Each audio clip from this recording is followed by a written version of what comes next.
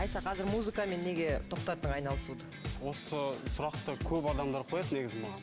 Өзім шыға аламын, өзім айыра аламын деп кетіп қалдым Ерболаттан.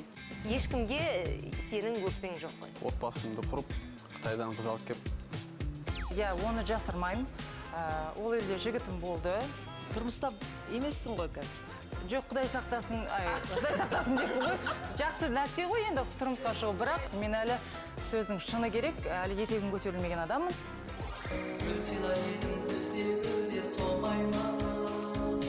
Ерлан әлі де бір сезінбей отырған сияқты. Ерлан, сен негізі жұлдызсың. Сенің әндеріңді миллиондаған халық айтып жатыр. Сенің әнің олардың жүрегінде, олардың көңілінде. Жалғастырсам ба деген ой кетіп отыр.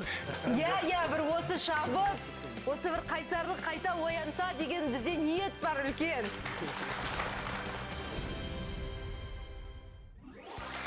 Саздың сиқыры құлазған көңілді жақсылыққа арбайды. Есті һәм ескі ән мен әншілерді қайта жаңғыртқан бізде хит болған біз тақырыбы өз жалғасын тауып отыр. Сағынған сіз, сағындырған ән мен әнші. Ал бұл астарлы ақиқат және біз бастаймыз. Қымбат сарапшылар, мына бір ән естеріңізде ме? Қазір енді слухым жоқ, бірақ дегенмен айтуға тырысайын, сағынған күткен сарғая. Әрине. Айсай. Бақ қосым едің. Дәл 9 жыл бұрын хит болған. Және оның өзіндік ерекше қайталанбас стиліне байланысты халқымыз оны тіпті неоға ұқсатқан болатын. Ендеше зор құрметпен қарсы алайық. Астарлы ақиқаттың студиясында тұңғыш рет Айса. Айса, қош келіпсің. Қош көрдік. Өзіңді көргеніме шексіз қуаныштымын. Бұл шын айтқан кезде, мына көрермендердің астарлы ақиқатқа хабарласып, өтініш жасаған көрермендердің сағынышы. Бүгін сені студиямызға жетелеп алып келіп жатқан. Рахмет. Мен де өте қуаныштымын. Бізді сағындың ба? Ой, сіздерді қатты сағынып қалдым. Керемет. Ондай болса, әдемі сұхбат болар бүгін. Түрлет. Айса, рұқсат болса, мен жаныңа отырайын. Бүгінгі бағдарламамызды хит болған әніңмен бастайық. Ендеше қымбатты көрермендер, экранға назар аударсаңыздар. Көзіңнен, сөзіңнен, сезіндім пәк сезімді. Кішіксіз, сол шексіз, сезімнің бақыт сыйлайды. Сүйкімді мөлдір көздерің, сиқырлы тәтті сөздерің, сағына күткен сарғая, бақ құсым деді.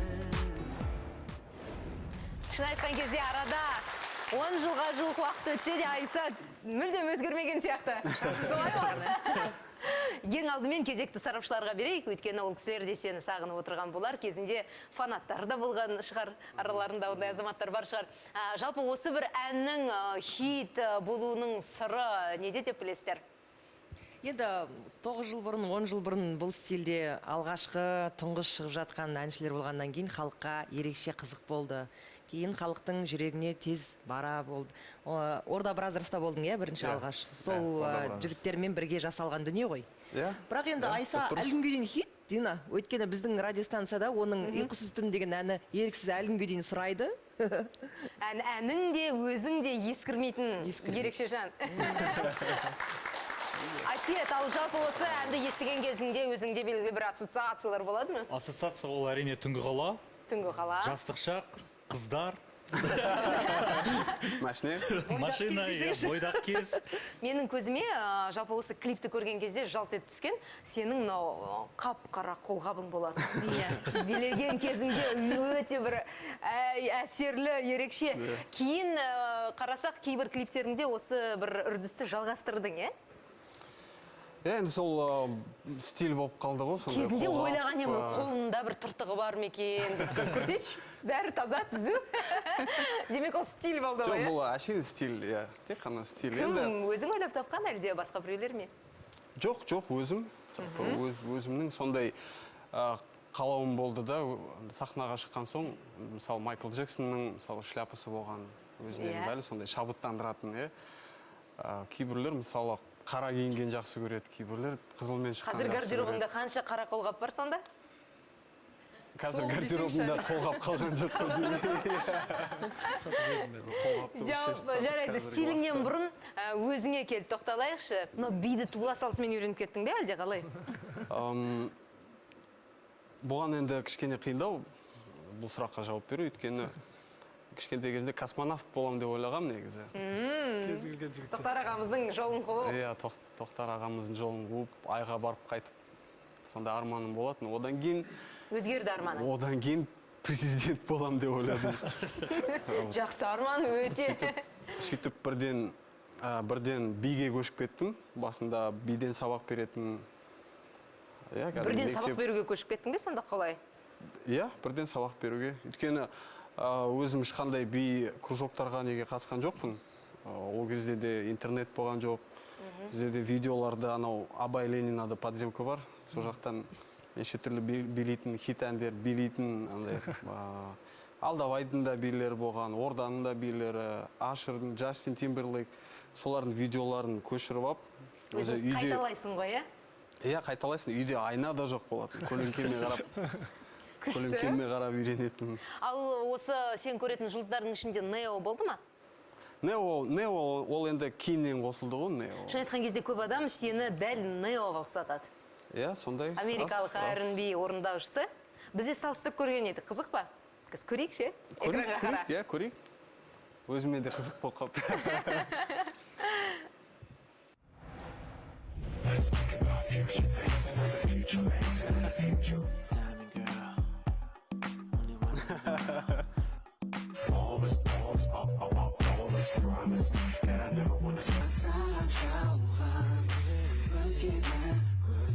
Call me Mr. Bennett, done that top model chick to your everyday hood rat. Мына жерде ұқсамайды. Baby, you're the best I ever had. And I'm certain that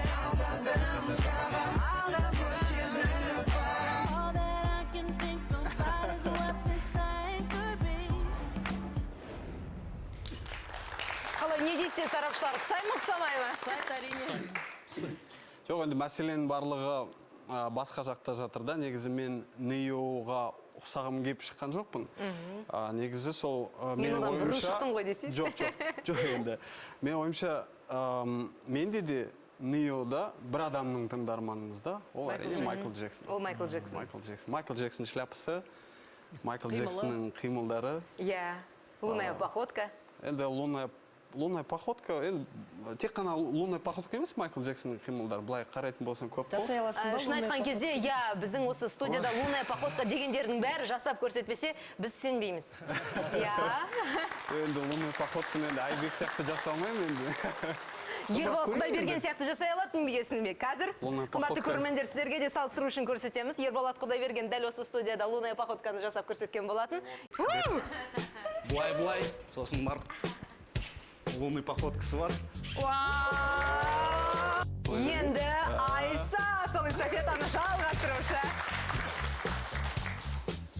2, 3, 4, 5, 6, 7, 8. Негізі лунная походкадан гөрі мынау ұнайды маған. Бұл қалай аталады? Лунная походка тек қана боковой дейді. Иә, боковой дейді.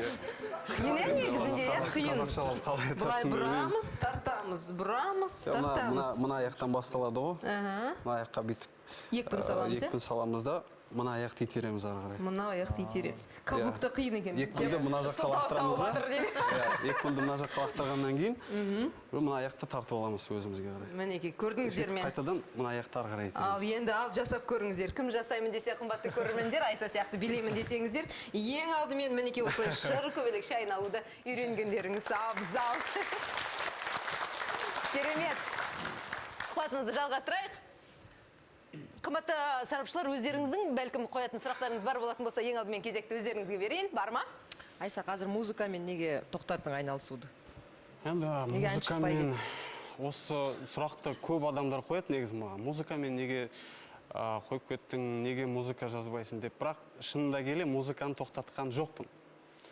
Әлі де музыканы жазудамын, өйткені музыка деген жалпы менің өмірмен өте тығыз байланысты да. Әнді әрлейсің, иә, сазгер, композитор, аранжировщик. Ал өзің ән жазбадың ба, авторлық әндер? Сол өзімнің авторлық әндерімді әлі де жазудамын. Қазіргі таңда енді әннен бұрын сол әнді тарату кішкене қиындау болып кетті да енді.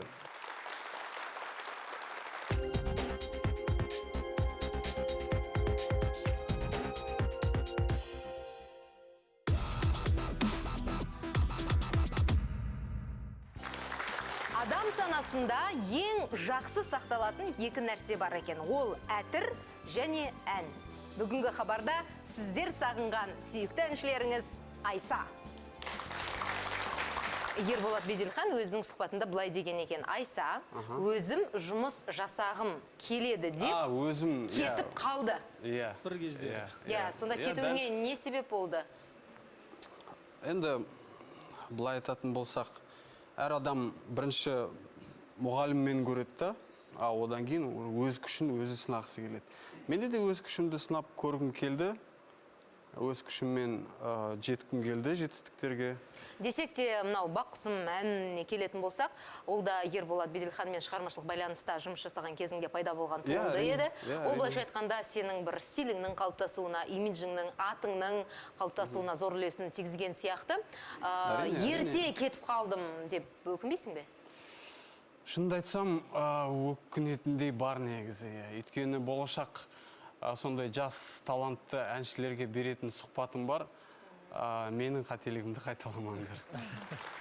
Жаңа айтам, мұғалімнің қасында қалып, толық сол мұғалімнің батасын алып, арғарай, бірақ өзіңнің шаруаны жалғастырған дұрыс болады деп ойлаймын. Ерболат Беделхан жиі біздің бағдарламамызды қарайтын тұрақты көрермендердің бірі. Қазір сәлем жолдағың келе ме? Осы мүмкіндікті пайдаланып. Әрине. Міне, мынау екінші камера. Ерболат аға, сізге үлкен сәлем жолдағым келеді.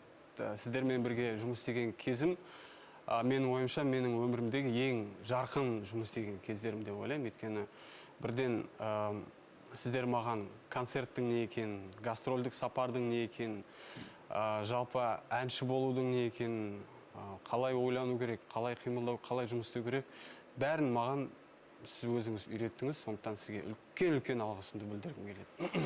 Керемет, өз ұстазына алғыс айта білу, өте үлкен, шын айтқанда, мақтауға тұрарлық жағдай. Сұрайын дегенім, қателеспесем, өнерлі отбасынан шықтың ғой деймін, Айса? Иә, өнерлі отбасынан. Жалпы әкемде де, анамда да екі әпкем бар, бәрі өнерде ғой. Жалғастырайық, мынандай бір жігіт сұхбат беріпті. Мені ешкім керек етпей қиналып жүрген уақытымда досым композитор Айса маған көмек қолын созған деп.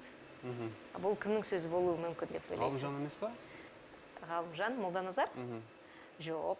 Ғалымжан Молданазарға демек көмектескенсің ғой, Енді болған, кішкене демеуімізді бергенбіз. Бұл сұхбатты негізінде Қайрат Түнтеков берген екен. Енді қай ән туралы жалпы әңгіме болып жатыр? Байланыстарыңыз қалай? Шынды айтсам білмеймін қай ән. Өйткені аранжировщиктің жұмысы, ол деген бір-ақ әнмен шектелмейді ғой. Ол деген, мысалы, қазір ең басында аранжировкадан бастағам, сондықтан осы 15-17 жылдың ішінде кімге қанша аранжировка жасағам, Маған да жазғандар. Есімде жоқ. Ерланға да көмектескен бар. Банжар тобына да екі әнге аранжировка жасап берген. Маған сольный әндеріме тоже екі ән. Общем 4 ән. Сөйтіп көмектескен. Бірақ менің ойымша сені де, Қайратты да бір ел қатты сағынып қалған сияқты да, сондықтан да білмеймін енді ортақ тандем жасап, бір дуэтпен бір жаңа ән ұсыну деген сияқты бір жоспарларыңыз жоқ па екен? Бой десе бойы бар, түр десе түрі бар. Ән десе әні бар, би десе биі бар. Енді саған жақсы бір жарнама керек сияқты ғой. Студия бар. Жақсы жарнама шында жетіспей жатыр. Өйткені сол осы мәселемен өзім бетпе-бет келіп қалдым да.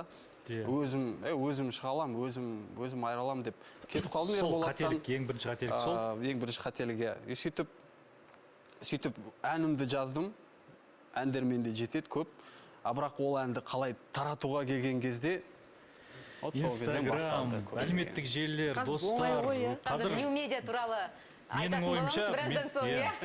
оңай Оның сияқты да меніңше. сырқыры өте мол. Шын айтқан кезде бүгінгі Асар Лахат бағдарламасы сенің бір жаңа шығармашылығының өрлеуіне өзінің септігін тигізе деген үлкен үмітіміз бар. Қазір Да, енді сынап көрдік. немен айналысып жатырсың Айсар? Негізгі бір табыс көзі дейтіндей.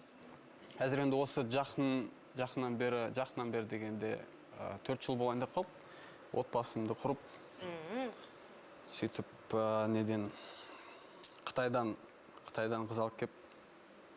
Есімін айта аласың ба? Ау? Есімін айта аласың ба? Әрине айта аламын, иә, есімі Гулина. Қалай ғашық болдың? Енді қалай ғашық болдым дегенде Қытайға шақырды бізді тойға. Айбек Байназаров екенімізді. Иә. Сөйтіп сол тойда, в общем, тойдан кейін енді автопати дейді ғой. Иә. Сол автопатида таныстырды. Сөйтіп сезім пайда болып, енді әлі күнге дейін автопати болып жүрміз. Өте жақсы. Үйлендің ғой, иә? Үйлендің ғой, иә? Иә, Бала шағаң бар, иә? Бала шағам бар, бір қызым бар, екіншісін күтіп отырмыз. Құдай қаласа. Құдай қаласа, иншалла. Бақытты отбасы болыңыздар. Айса, ендеше осы сұхбатымызды өзіңнің бір ерекше әніңмен жалғастырсақ. Әрине. Бақ құсым. Бақ құсым, кеттік. Кеттік. Қошеметтеріңіз.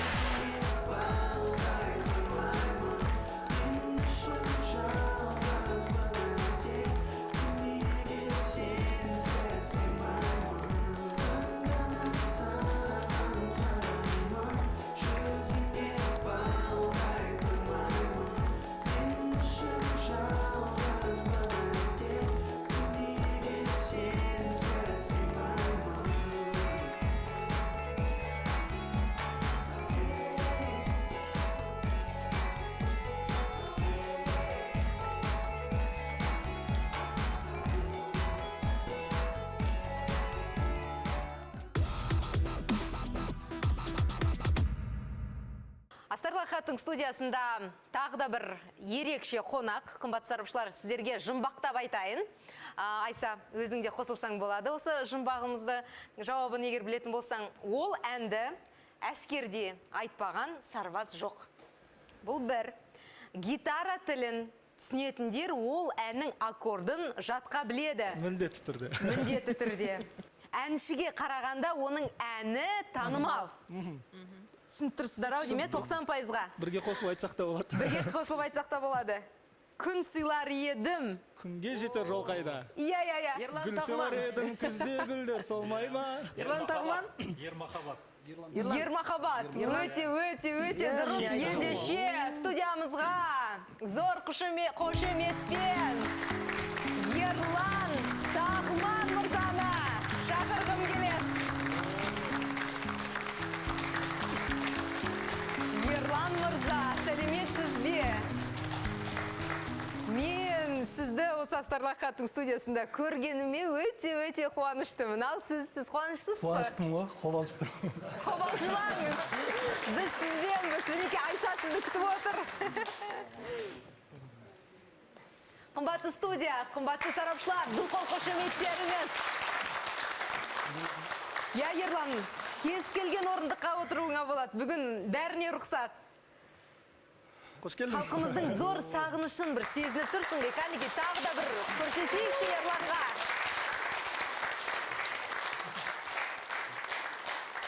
Ерлан, бір адам сенгісіз жағдай болып отырған сияқты, я? Біз сізге телефон шалған кезімізде бір сенбеген шығарсыз. Сене қоймадым де. Розыгрыш деп ойладыңыз ба? Қобалжып тұрсыз ғой. Ендеше әңгімемізді бастамас бұрын, сіздің осы әрбір қазақ жігіті білетін әніңізге тоқталып өтейік, экранға назар аударыңыздар.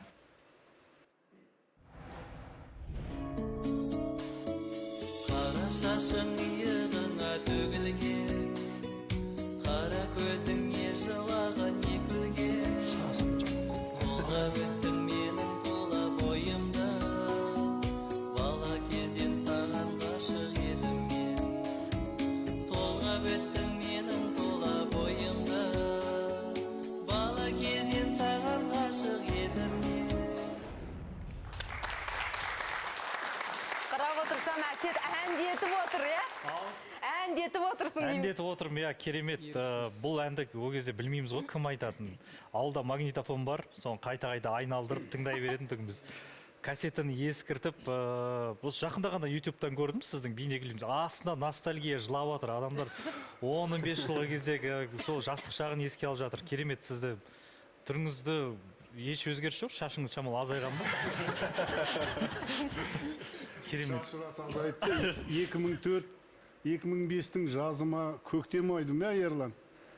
Студияға шашы бұйра, бір жас бала кіріп келді. Аға, ассалаумалейкум, әй, қай баласың деп едім, жаңа ауылын айтты, таныстық. Үш ән алып кепті. Аға, мынау әнші болғым келіп жүр. Осы бір үш ән таңдап едім, соның біреуін қалай айтсам, соны көмектесіңізші деп. Содан бір әнін таңдадық, үш әннің біреуін. Мінеки өзі арғая жалғастырар. Содан бір күні қарасам, бірінші сұрады, аға, мынау енді әнін жаздық, 3 күннен кейін келді, әнін дайындадық. Ол кезде кім білген хит болатын. Содан аға, мынау әннің атын қалай қоямыз деді. Ақын кім екені есімде жоқ қазір. Ондай болса, атың Ерлан. Әнің махаббат туралы екен мазмұны. Онда қысқартып Ермахаббат деп қоя салайық деп бір ұсыныс айтқам. Содан мінеки бүгін өзім таңғалып отырмын. Мақсат ағамызға зор қошеметімізді білдірейік.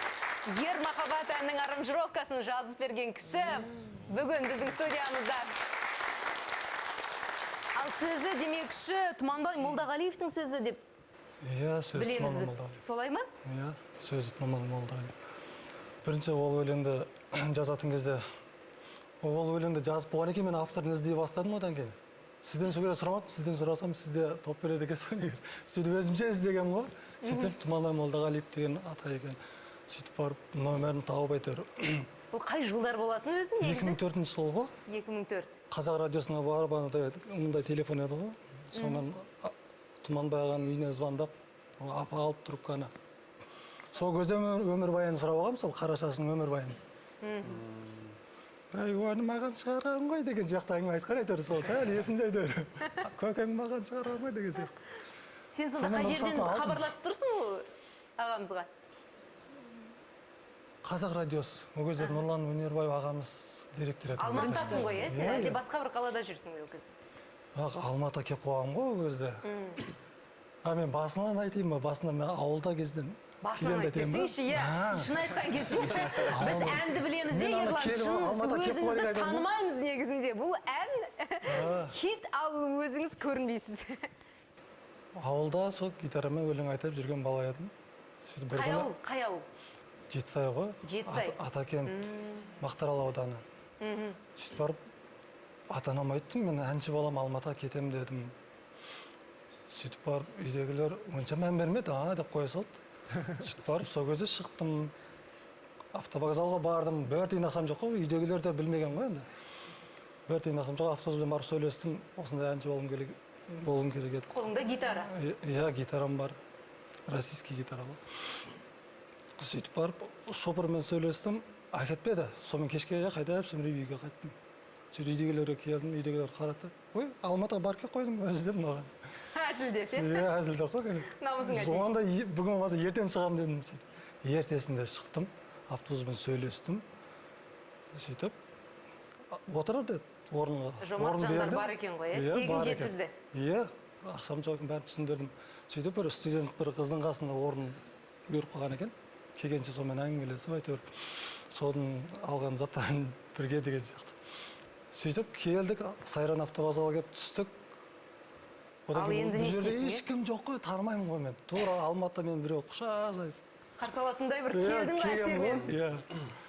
Сөйтіп Сайранның келген екен, қай қарап жүресің деді ана қыз. Мен білмеймін, мен бірінші рет келіп жатырмын ғой, білесің ғой дедім. Онда біздікіне жүріңіз. Сөйтіп ол сыра сабаққа кетті, студент қыз. Студент қыз саған көмектесті ғой. Иә, сабаққа кетті. Кейін обед, мен сразу ұйықтадым. Обедтен кейін 4-5 қыз болып келді ғой. Мен гитарамен сөйтіп өлең айтып. Ол қыздың есімі есіңде ме? Есім жоқ, айтпай-ақ қояйын. Айтпай-ақ қояйын? Кейін айтамын.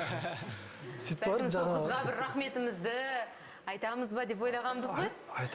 Айтамыз ғой. Сөйтіп, жаңағы қыз спонсор болайық деді, ішіндегі бір 4-5 қыздың біреуі спонсор болуға. Жақсы қыз екен ол. Ғашық болған ғой сірә. Спонсор болайық. Әйелің емес па әйтеуір? Әйелің емес па әйтеуір? Жоқ. Ол қыздың қара шашы иығына төгіліп тұрды ма? Жоқ, ешқандай қатысы жоқ өлеңге. Өнеріне ғашық болған ғой енді қойсаңыздар. Сөйтіп содан кейін давай өлең жаза кетейік деген екен. Сөйтейік деді, сонымен келдік. Мақсат аға келдік қой, Мақсат аға сіз білесіз, бір қыз еді әйтеуір. Ерлан әлі де бір сезінбей отырған сияқты. Ерлан, сен негізі жұлдызсың. Сенің әндеріңді миллиондаған халық айтып жатыр. Сенің әнің олардың жүрегінде, олардың көңілінде. Соны жалғастырсам ба деген ой кетіп жатыр. Иә, бір осы шабыт, осы бір қайсарлық қайта оянса деген бізде ниет бар үлкен. Қараңыздар, қандай қарапайым жігіт біздің студиямызда. Ерлан, жалпы өмірдің өзі алма кезек қой. Өмір сені нендей кәсіптерге үйретті? Айталық, сырлау болсын, кафель жабыстыру болсын. Немен айналыстың? Осының бәрі сенің қолыңнан келеді ғой? Қолымнан көп нәрсе келеді негізі, бірақ білмеймін, әліге дейін өз-өзімді іздеу үстінде сияқтымын да негіз, деп ойласамшы.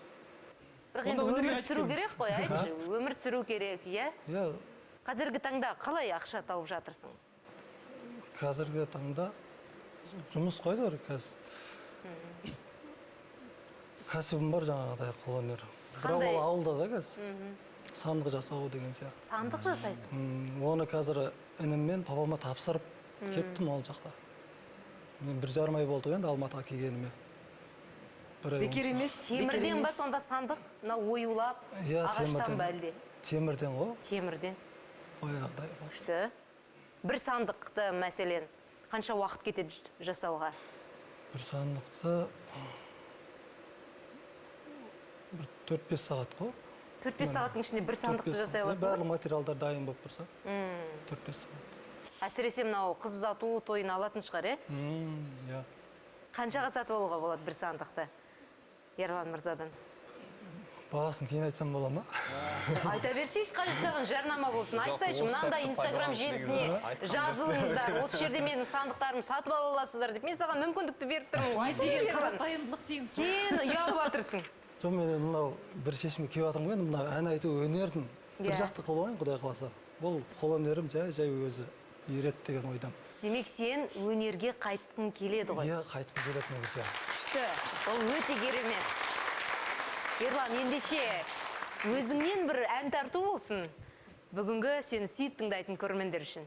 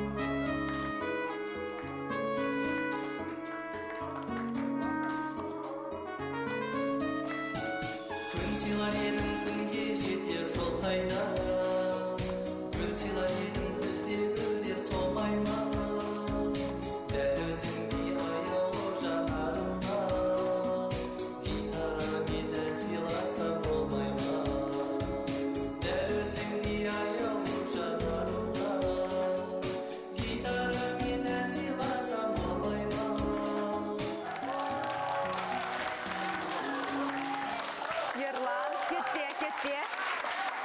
Саған зор алғысымды айтқым келеді. Менеке халықтың қошеметі саған арналады.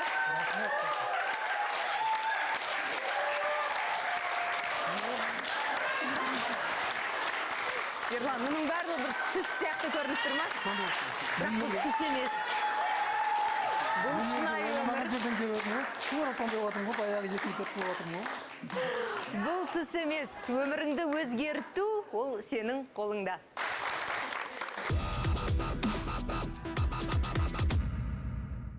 Осыдан 12 жыл бұрын эстрадаға қазақи колоритпен әуезді ән сыйлаған Қоңыр тобы естеріңізде ме? Бүгінгі бағдарламаға Қоңырдың қоңыр дауысты сылқым қызы Жазира Қошанованы шақырып отырмыз.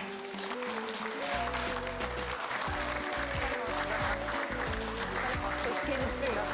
Өте қуаныштымын. Төрлет. Сәлеметсіздер ме? Жазира, мінекей жігіттер айтып жатыр.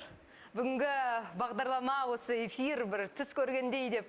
Өзіңнің әсерің қалай? Астарлы Ахат бағдарламасына тап етіп түсемін деп ойладың ба? Ең алдымен баршаларыңызға қайырлы күн. Келе жатқан жаңа жыл құтты болсын. Негізі Астарлы Ақиқат бағдарламасына мені өтірік айтпасам бір бір ай бұрын шақырған болатын. Белгілі себептерге байланысты мен қалада болмай келе алмадым. Дегенмен бәрібір Алланың қалауы болады. Мінекей сәті түсті. Сәті түсіп, бүгін келіп отырмын. Өте қуаныштымыз уақыт келгеніңе. Қымбатты көрермендер, сарапшылар, барлығымызда еске түсірейікші, сол бір қоңыр деген топты, сол бір әсем әдемі әнді экранға назар аударайық.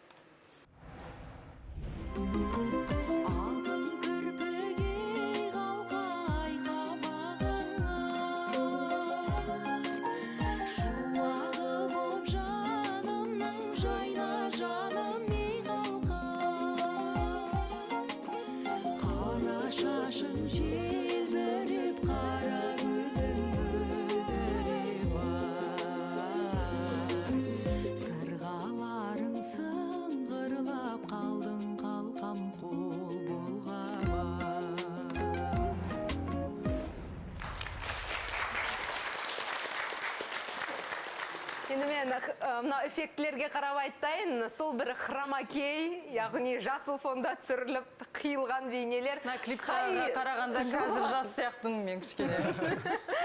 Айта қойшы, қай жылы болатын? Қателеспесем, 2007 жылы қоңыр тобы құрылды. Бұл ән 2 жылдан кейін ғой деймін, 2009-2010-да. Қазір қандай, қанша әніңіз бар, Жазира? Қазір енді жеке шығармашылығымда 7 ән бар. 7 ән бар. Негізі 2007-ден 2017-ге мен 10 жыл көлемінде топта ән айттым. Одан кейін 2017-де ағаларымның ақбаталарын алып, шетелге кеткен болатынмын. Шетелде тұрып келдім 1 жыл. Енді бірі білсе, бірі білмейді. Мені көбісі үйлендіріп жатса, көбісі ажырастырып жатыр. Осы жөнінде шын айтқан кезде ақпарат өте көп, сондықтан да 96 сөздің тобықтай тиынын қою керек сияқты. Мен сол Малайзия елінде болдым 1 жыл көлемінде. Малайзиядан келгеннен кейін журналистер хабарласып маған, сіз тұрмысқа шығып кетіпсіз, 1 жыл болмай келіпсіз. Малайзияға кетуіңе не себеп болды? Бір жігіт шақырған деседі. Енді жеке отбасы мәселесі байланысты. Оны жасырмаймын. Ол елде жігітім болды. Енді ол ешқандай айыбы жоқ шығар. Жақын танысып, бір-біріңді біліп, отбасын құруға бола ма, болмай ма деп бір-бірін білген дұрыс шығар деп ойлаймын мен енді. Ғаламтордан таныстыңыздар, сіздер? Жоқ, достарымыз арқылы таныстық. Достарымыз арқылы таныстық. 1 жыл көлемінде ұялы байланыс арқылы сөйлесіп жүрдік. Ол келіп тұрды Қазақстанға. Сөйтіп хабарласып жүріп, ол кісі мені айтты енді, сенің бойың бар, фигураң бар, бізде модельный бизнес дамыған, келіп басқа салада жұмыс жасап көр, және де екеуміз бір жақын танысып көрейік дедік. Содан кейін мен бардым. Енді әр бастап алған дүниенің аяғы болады ғой. Қоңыр тобында енді аз уақыт өнер көрсеткен жоқпын. Сондықтан ағаларымнан ренжімеңіздер деп баталарын алып сұранып Малайзия еліне кеттім.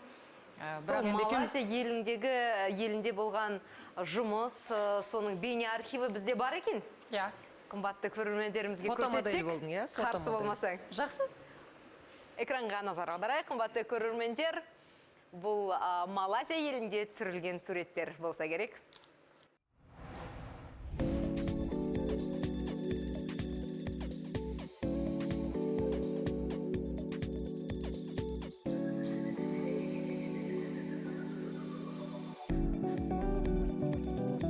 Қандай күшті.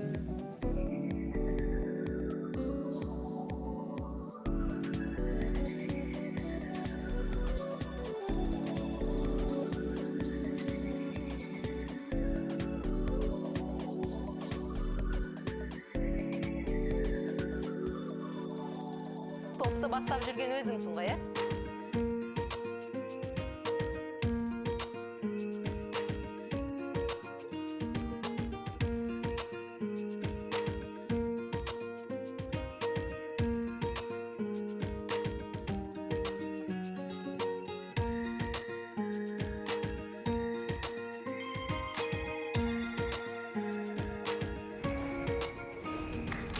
Жазира Қошанова. Ол жақта 1 жыл тұрдыңыз? 1 жыл көлемінде тұрдым, Модельдік бизнеспен айналыстыңыз? Модельдік бизнеспен айналыстым. Аллаға шүкір, сұранысқа жақсы ие болдым. Біраз подиумда. Бірақ сол жерде бір дау болды деседі? Дау болғанда енді дау емес. Мені қалай айтсам болады, мисс успешная женщина дейді ғой, енді қазақша айта алмай отырмын. Сондай бір фестиваль ұйымдастырды Қытай халқы. Мені бет бейнелері ретінде шығарғысы келді. Саған үйіңді де береміз, жайыңды да береміз, жағдайыңды да жасаймыз, ақшаңды да төлейміз, бірақ сен Қытай халқының атынан шығасың деді. Енді өзің туған жер, өзің қаның қазақ, қазақтың елінде өстің, ата-анаң бәрі қазақ болғаннан кейін намысым жіберген жоқ, шынын айтқан кезде. Мен шықпайын деп олардан бас тарттым. Енді дау деп айта алмайтын шығармыз енді. Сондай ғана кішкене бір оқиға болды. Өкінбейсің бе әйтеуір? Жоқ, өкінбеймін. Еш өкініш жоқ. Рахмет, менің ойымша, мінекей көрермендердің, біздің студиямыздың ду қол қошеметі ол бүкіл Қазақстан халқының саған деген айтып жатқан алғысы болса керек. Жаңа сол айтып жатқаным біреу білсе ажырастырып жатыр, біреу үйлендіріп жатыр. Тұрмыста емессің ғой қазір. Жоқ, Құдай сақтасын, Құдай сақтасын деп ғой. Жақсы нәрсе ғой енді тұрмысқа шығу. Бірақ ажырасу дегеннен енді Құдай сақтасын. Мен әлі сөздің шыны керек, әлі етегім көтерілмеген адаммын. Сондықтан адамды білмей жатып, жаңа қазір енді әлеумет желісі дамып кеткен ғой. Комментарияға неше түрлі сөздер жазады да, сен үйткенсің, сен бүйткенсің, сен анадан қалғансың, сен мынандайсың деп ұятты сөздер жазады. Мысалы, сол кісілерге айтқым келетіні, адамды білмей танымай жатып, өйтіп сыртынан балағат сөз айтудың қажеті жоқ. Жақсы, біз саған тілекшіміз әрдайым. Рахмет үлкен. Бүгін осы студияға келген жандарды біз әнсіз шығарып салмаймыз. Сондықтан да сізге де сұрау салғымыз келіп отыр. Бір ерекше әніңізбен Астарлы Хатын көрермендерін қуансаң. Міндетті түрде.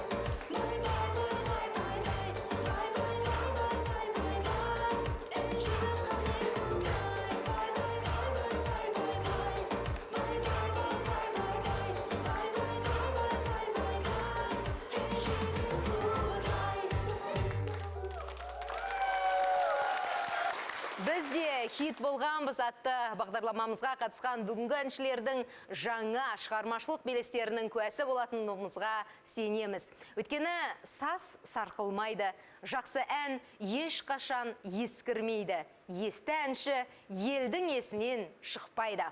Сау болыңыздар.